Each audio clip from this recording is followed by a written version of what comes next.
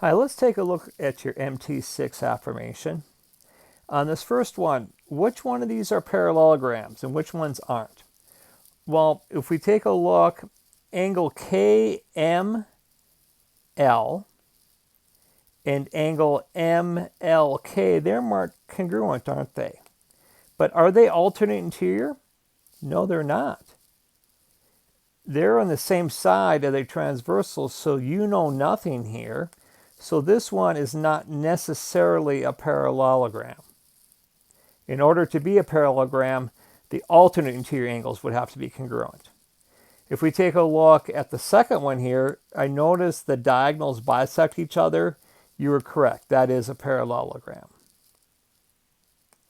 On the third quadrilateral, now notice that angle ACB and angle DBC, they are alternate interior angles.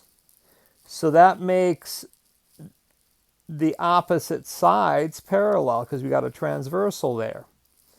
And notice now you got two pairs of sides that are opposite and parallel, so that makes it a parallelogram, so that one should have been a parallelogram. And the last one here, both pairs of opposite angles are congruent, so that is indeed a parallelogram. Take a look at this question. I went back and I gave you credit for this question because the only thing you did wrong was you didn't give me the exact answer. I don't want the rounded answer. Okay. It should have been the square root. Let's just take a look at P to S.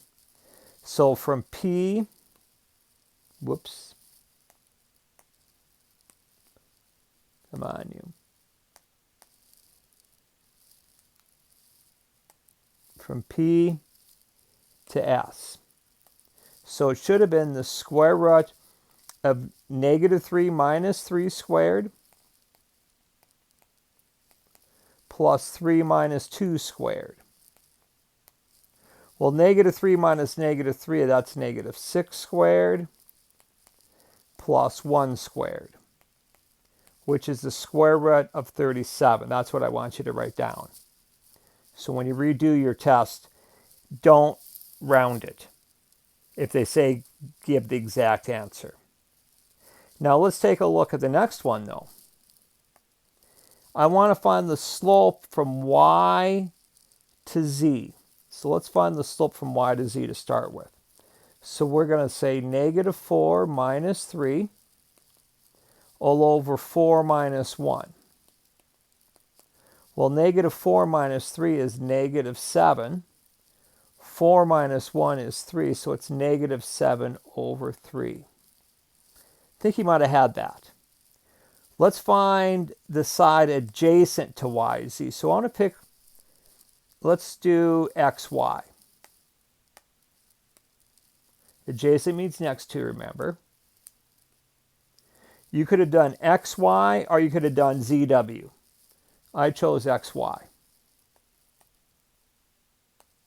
So from x to y, we're going to say 3 minus 2 all over 1 minus a -4. 3 minus 2 is 1.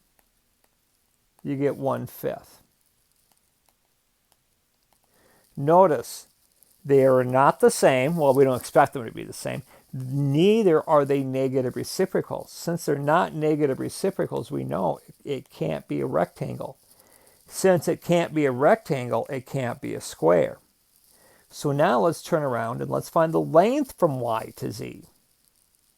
Well, the length, I'm going to use my distance formula. So I'm going to say -4 minus 3 squared. Well, actually, I'll say, let's do more. Let's back it up here.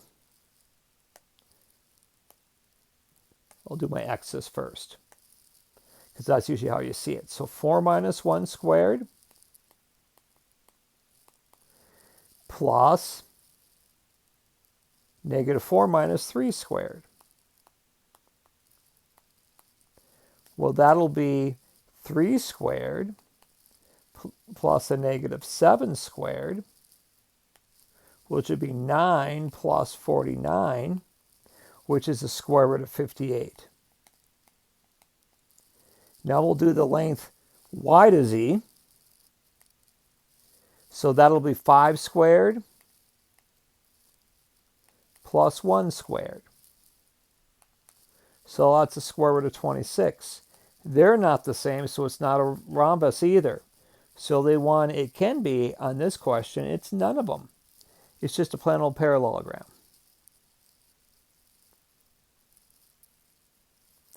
If we take a look at this rectangle here, we're told B to D is 4x plus 2. We're told A to C is 5x minus 5.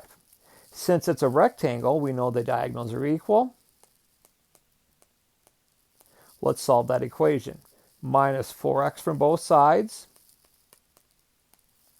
2 equals x minus 5. Add 5 to both sides. X equals 7.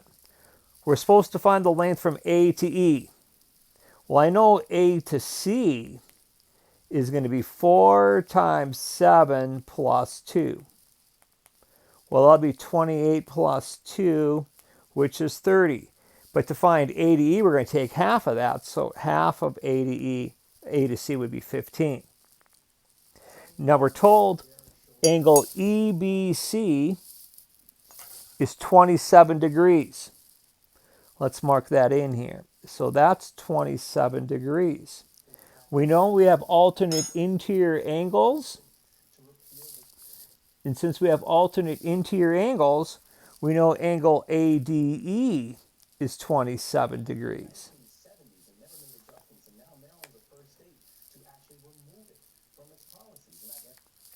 And then we want to find the measure of angle A to E to D. Well, we know it's an isosceles triangle, so we know angle DAE is 27. So to find AED, I'm going to take 180 minus 2 times 27. Let me see here. There we go. 180 minus 2 times 27.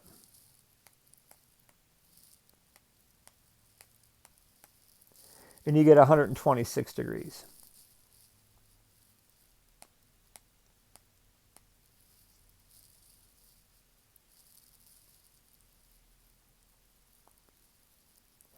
Okay.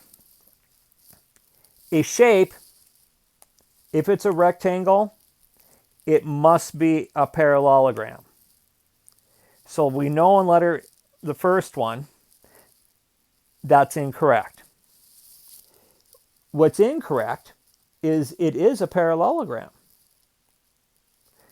It is a quadrilateral because it has 4 sides. Is it a rectangle? Are all the angles congruent? No, they are not. So that one was wrong because of the rectangle part. And now if we look at the next one, it is a quadrilateral because it has 4 sides. It is a parallelogram because both pairs of opposite sides are congruent. Is it a rectangle? There's not enough information. You either need to know something about the diagonals or something about the angles. You don't know that. The last one, it is a quadrilateral. It has both sets of opposite sides parallel, so it is a parallelogram. You were correct on this one. It is a rectangle because the diagonals are congruent.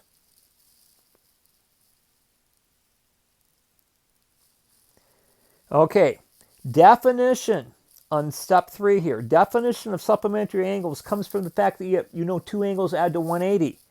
That's what you're told here. You're told QR is parallel to ST.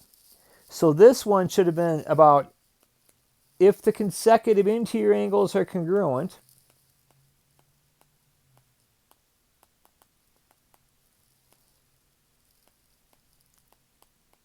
that tells you the lines are parallel. And that's the same thing for the next line. And then QT parallel to RS is correct. And the same reason. So you should, all three of these should have been the same reason. And then you did have the last two right also. Okay, remember the Venn diagram you did from your assignment. So what we have here is we have our set of quadrilaterals. That's going to be my big part of my Venn diagram. In your Venn diagram, some quadrilaterals are parallelograms.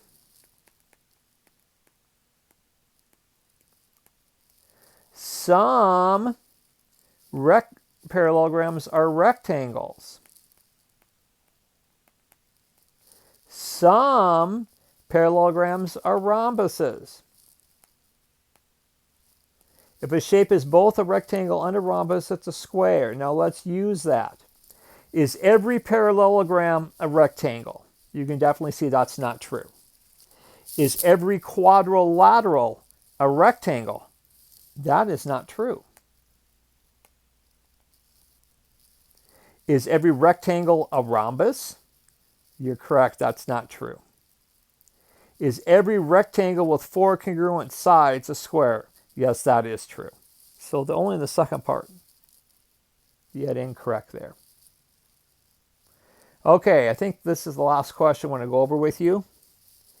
And you want to find the measure of angle L. I think you had this part right. The measure of angle L is 100 degrees because we know the opposite angles of a parallelogram are congruent. You want to find the measure of angle LMK. Well, we know this whole angle is 80 degrees. It is not a rectangle, it's not a rhombus, so the diagonal does not bisect that angle. So the measure of angle LMK is going to be 80 minus 44, which is 37 degrees. I think that's the part you had right. And you also had X being 1 correct. Okay, the redo is open for you. Let's complete that today, and hopefully you get that midterm done today also.